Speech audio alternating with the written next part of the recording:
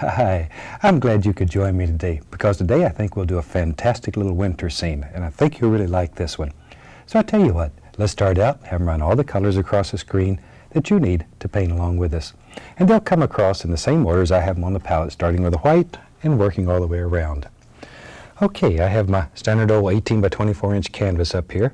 And today we've taken a piece of contact paper and we've just cut a design out, sort of a little half circle type thing, and whatever kind of design you like. Then I've covered this with liquid white, so it's all wet and slick and it's ready to go. So let's have some fun. Sometimes when we do winter scenes, we use so many blues and cold colors that they're almost uncomfortable. So I sort of like to make very warm winter scenes.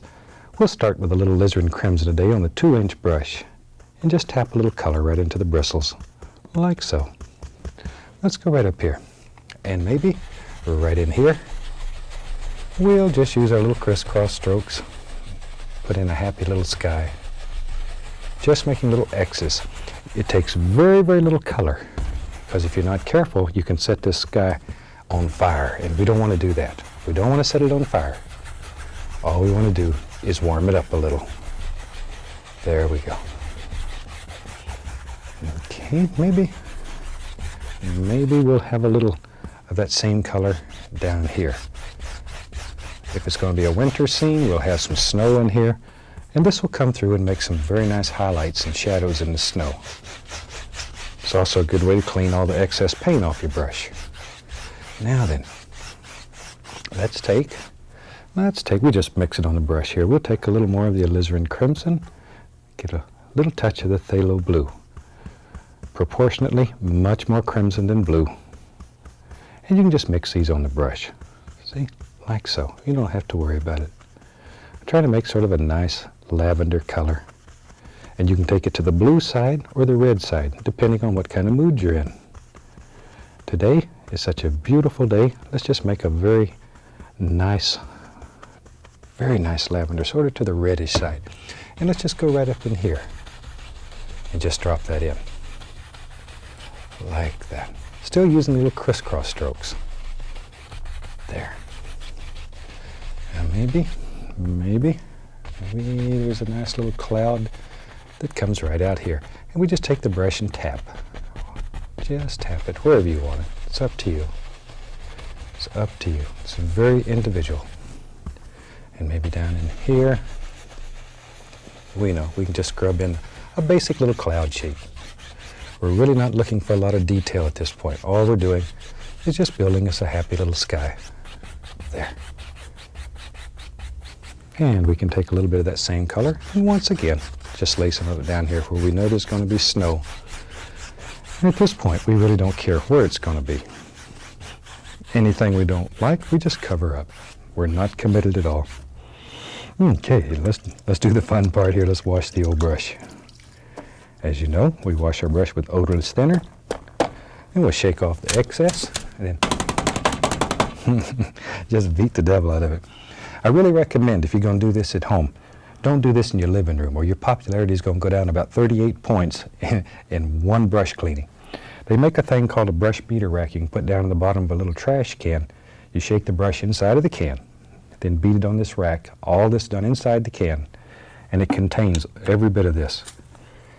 And just to stay in good around the home front, I really recommend you get some kind of procedure not to do this in the living room or wherever you paint. Take a little bit of the titanium white on the fan brush. Just load both sides full of color. Okay, let's go up here. Now then, maybe there lives in our world a beautiful little cloud, and it just floats around up here in the sky, and it just enjoys looking over this scene. Just use the corner of the brush. That's all we're using, just the corner, and making tight little circles. There. Very, very tight little circles. And we don't know where this goes. Maybe it just sort of disappears up here. We'll just sort of leave that to your imagination. There. A little more white. And down here, maybe there's a big old floater that just floats around down here close to the horizon. All right, now then, with a clean, dry, and it really needs to be clean and dry, 2-inch brush, We want to blend just the base. We're not touching the top at all, just the base, very gently. And you just sort of wind it up, blend it together on the base, on the bottom. There. Very gently though, and we're only using the very top corner of the brush. It's all that's touching the canvas. There, see there? Just sort of mix it up, wind it. Now very gently, big circular strokes will lift that. This fluffs your cloud up. There. Just fluff it up, and very lightly, 2 hairs and some air. Just blend it a little, and that whole thing will just come together, just as neat. Then you can go back in here. Maybe in our world there lives another little cloud right here. Work in layers though. Do the cloud that in your mind is the farthest away, and then work forward. Maybe he's got a little arm that sticks right out like that. There. Okay, back to our clean, dry 2-inch brush, and do the same thing over again. That's all there is to it. Okay, fluff it, and then very gently, just blend it. Isn't that a beautiful way to make a very effective little sky? And you can do that. You really can do it. It's quite simple. Okay, tell you what, let's take the old round brush today, and I'll make some little background trees back here. Just some beautiful little things. Maybe we'll even put some snow on them. Who knows? Let's go right up in here. We'll take, let me mix up some color. Let's mix up some phthalo blue and some alizarin crimson. We'll just make a nice lavender color today. In this mixture, proportionately, much, much more crimson than blue, because the blue is 100 times stronger than the crimson. There we are. Now, if you want to tell what color that is, you need to take a little bit of white and mix it up. It's hard to tell. That just looks black. That's a little bluer than I really want, so I'll add a little more of the crimson to it. See? You can change your mind. You can change the taste, the flavor, whatever. Maybe you want it into the bluish side. It's very individual. It's up to you. Now then, let's use the old round brush today. It's a fantastic brush. It makes nice little trees and stuff. And we'll just tap a little color right into the bristles. Tap firmly. See there? It's hard to see. Oh, brush is so dark. But there we go. Just tap it. Now then, let's just make some nice little things right in here, wherever we want them, and begin tapping. All kinds of little things. There. A little more color. You know, it's interesting. In one of the earlier shows, I showed my little pet squirrel, and we've got so many cards and letters. I'm gonna put that little rascal up here again and let you see him, because he was the cutest little thing. This is how it looked when we first got him. Now, to give you an idea, he's sitting on Annette's hand. Now, there's what he looks like today. This is the cutest little devil. We call her Bobette. And she is a mess. But she lives with me, has a great big cage we call Squirrel Hilton. Oh, got me on the nose there. Son of a gun. Squirrels are something else. But she's about to the age where she's not going to be friendly anymore. About ready to go back to the wild. So we'll turn her loose here very soon. But she is something else. I thought you might enjoy just seeing that little rascal. All I'm doing here is just tapping in some basic little tree shapes. I have a tremendous love for these little creatures and devote a lot of my free time to helping them and taking care of them and whatever I can do to make their life a little easier. And if we're going to have animals around, we all have to be concerned about them. So, help us out. Shoot, if you got a little creature that lives in your yard or around where you're at, help them out a little if you can. You'll find they're very enjoyable, and they bring hours and hours of pleasure just watching them play. There we go. Now then, we have our basic shapes in. Now we could take a liner brush and put a lot of trunks in there if we wanted to, or we can just take the point of the knife and scrape in all kinds of little tree shapes, little trunks and stems and sticks, whatever. Now, when this dries, people look at your work and they'll think you spent hours with your little one-haired brush doing all these. And you don't tell them any different. Shh. All you do is up the price a little if you're selling your works. There. Okay. I have several of these old round brushes going. Let me grab another one here. I'm going to dip it into a little bit of the liquid white. And the liquid white is only to thin the firm white. Because remember our golden rule. Remember our golden rule. A thin paint will stick to a thick paint. I'm going to be right back. Get a little of the bright red here. I want to put a little pinkish glow into this. There. Now just tap. See? That's how you load this brush. All you have to do is tap it. Okay, let's go up here. Now then go slightly above the dark and just begin tapping in all kinds of little snow-covered leaves. And in Alaska, where I lived for so many years, we have ice fog, and it would cover everything and just make everything look like this. It was absolutely spectacular. You never think about Alaska, the cold countries like that, being beautiful in the winter, but some of the most beautiful, beautiful scenery happens in the winter. There. And I love to sit inside my warm house and look out at it. It's the reason I moved back to Florida. In my old age, the cold winters just sort of got me. There we go. And maybe right in here lives another one. Now you don't have to kill all the dark. Leave some of that dark in there. And it makes it look like things that are hid back here in the shadows. There. But see how that old round brush just makes all those little lacy looking things very rapidly? There we go. Tell you what, this big one back here, I'm going to take a little paint thinner, a little of the dark sienna. We'll just thin it down till it's like ink.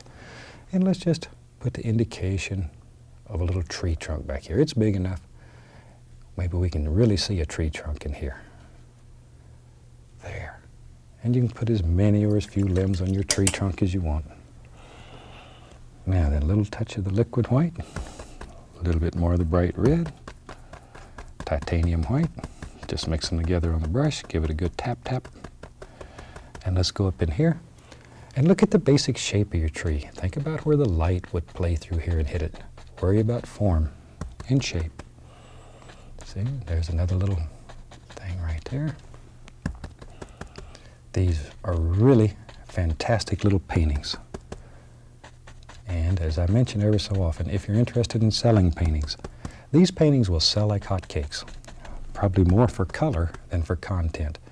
And a lot of people buy paintings more for color than for content because they're looking for something to fit a specific need. There we go. Let's go over here all the way on the right and put a little bit on this nice tree over here. We don't want him left out. Shoot, I was about to forget him. He's been angry with me. Nobody wants to be left out. Okay, another one right there, wherever. But notice the dark areas in between. See those dark areas? That's what gives dimension and shape. Don't kill all those dark areas. They're your very good friend. Now we can go back in here, just scrape in a few little sticks and twigs, but mainly in the dark areas. Put them mainly in the dark. And it's just a clean knife, however many you want. Now then, time to really have some fun. Let's take the old big brush. We'll go right into titanium white. Just load a lot of white paint in here. And it's time to make some very big decisions in our painting. Okay, now then let's go up here and make a decision. If we're going to have snow in here, we have to start deciding where our snow is going to live. So make a decision. Just put your brush down here, and this big brush will do this very rapidly. And just pull. See there? That's all there is to it. Just pull it. And begin deciding where all these things are. Be concerned with the lay of the land now. Begin worrying about angles. There. And just let it flow right out of there. Very nice, easy way of laying in a great deal of snow very rapidly. And sometimes you can touch a little touch of the phthalo blue and just blend that in, and it'll create the illusion of shadows here and there. And it also makes cool areas in your snow, so it's not all too warm. That way you have some cool areas. All right. Now just take out all the brush strokes. becomes very smooth. Now we'll take a fan brush, a little bit of liquid white, a little titanium white, a little touch of that bright red again. And we'll just mix them together right on the brush. Let's go up here. Now then, by pushing upward, we can make the indication of some little bushes and stuff that grow right down these snowbanks. And it's a nice way of covering up these edges. Brings it all together. There. Just wherever you think they should be. Just push upward and allow the bristles to bend. See? And then you take the bottom of it and blend it right in. Super easy way of making some very effective little areas in your painting.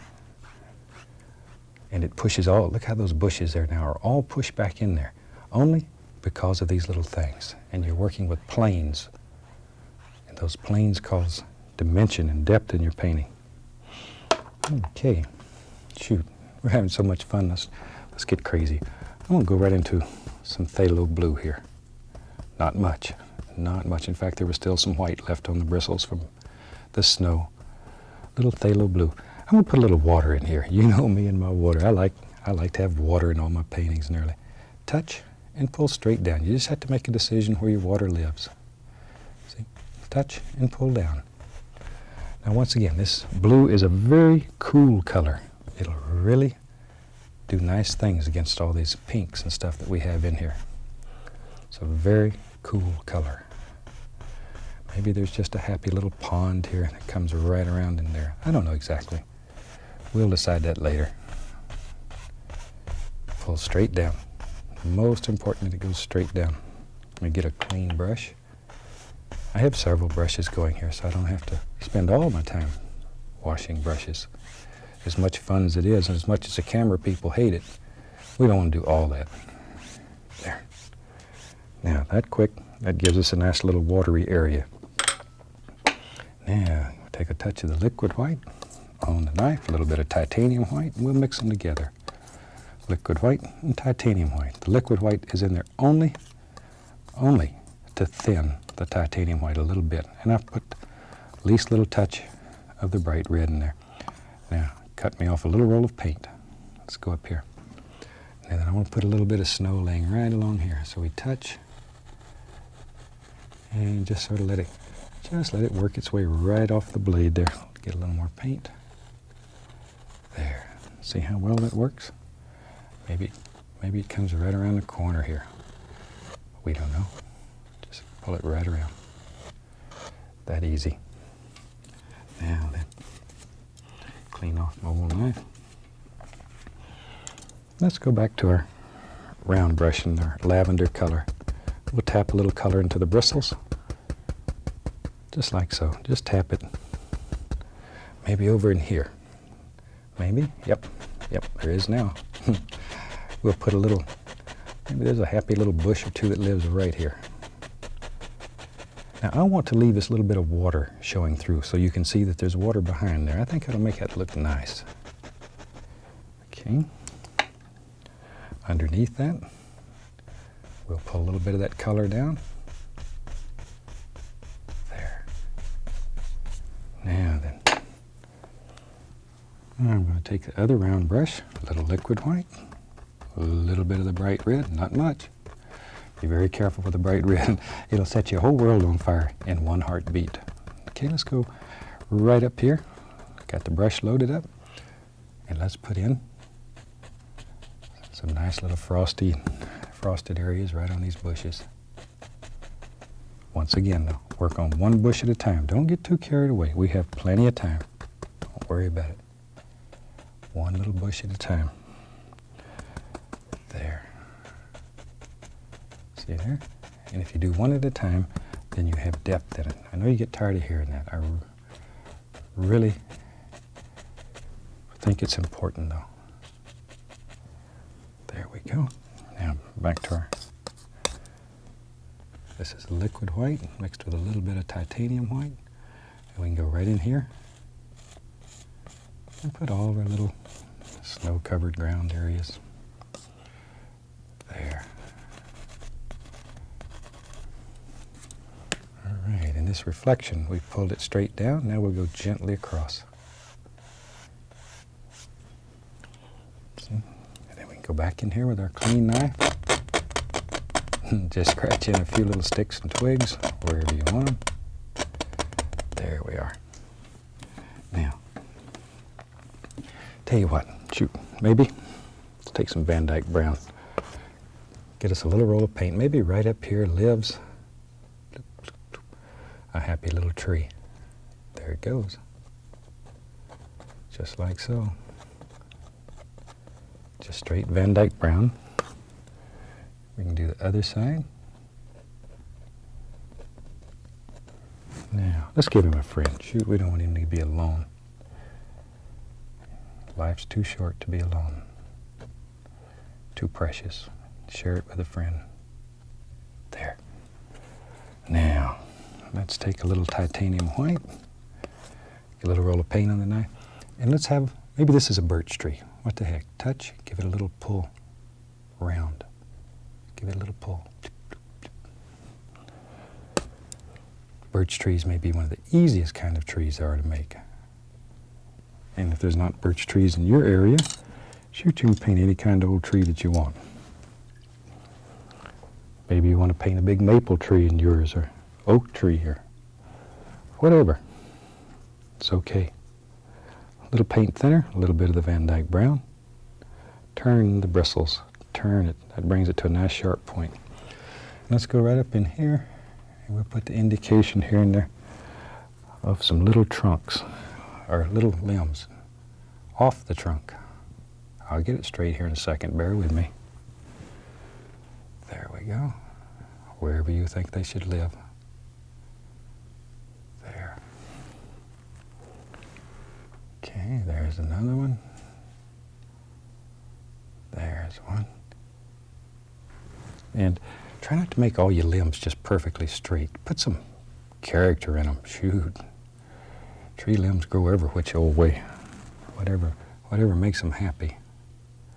They're independent little devils. Maybe there's just one old one that's sticking out here. Shoot, like that.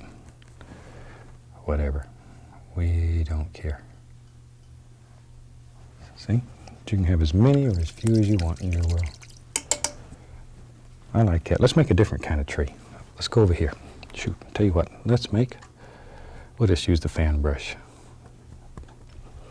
Let's make a tree that lives right about, big old tree. There. Big old tree. We'll give him another arm right there. See, we drop the trunk in right there. That easy. And then we can take a little bit of the white, and this time, instead of pulling it around like a birch tree, all I'm going to do is touch the canvas. Maybe this is a different kind of tree. Show you how to make 2 or 3 different kinds of trees here. All you're doing is just touching with a knife, though. Just touch. The canvas will pull off what it wants, give you back what's left. And as you work around, it'll get darker and darker and darker. A little bit of brown there. But all we're doing is just touching the canvas. This makes a very effective tree. And when it's dry, you can almost feel that bark. Everybody will want to touch your painting. There. Just be sure it's dry before you let them touch it. Because that'll upset you. Somebody touches it while it's wet. Let's put some limbs out here. Just using the Van Dyke brown, a liner brush, a little thinner on it. Here we go. We don't know where it goes. Wherever. Every tree is an individual. It's different, so chances are, no matter how you paint it, somewhere there's a tree just like that. There. Okay. Maybe there's a baby tree that lives right here. There. And when spring comes, he's going to have leaves all over him, and he'll be a beauty. He'll be a beauty. Okay, let's put some bushes down here around its foots. Kind of have a bush or two down here. Maybe it comes right on out like that. Okay, then our other round brush with a light color on it. Liquid white, titanium white, little bright red. And I put the bright red in there only to give this a nice pinkish glow. Makes it a little prettier. As I mentioned earlier, it keeps it from being so cold that it's distasteful. It makes it a beautiful little warm scene. There we go. Maybe in our world, maybe at one time, a long time ago, maybe there was an old fence here. A couple of posts still hanging out. Little highlight on them. Shoot, who knows? Maybe there's still a wire or two hanging in there, wherever you want them. Up to you. Little titanium white. We can go right in here now. Grab that, pull it right on over. Look at that. See, sort of brings it all together. Shoot, that easy. Tell you what, let's bring the camera up here and let's take the contact paper off and see what we have. This is the moment of truth right here. I love these little contact paper things. They're so pretty. And as we mentioned before, if you're out selling your work, these son of a guns will sell. I think I'll sign this one right here and call him finished. I hope this is one you'll try because it's a beautiful, beautiful little scene. It'll make you happy inside. And as we mentioned earlier, that's what painting's all about. That's the joy of painting. From all of us here, happy painting, and God bless, my friend.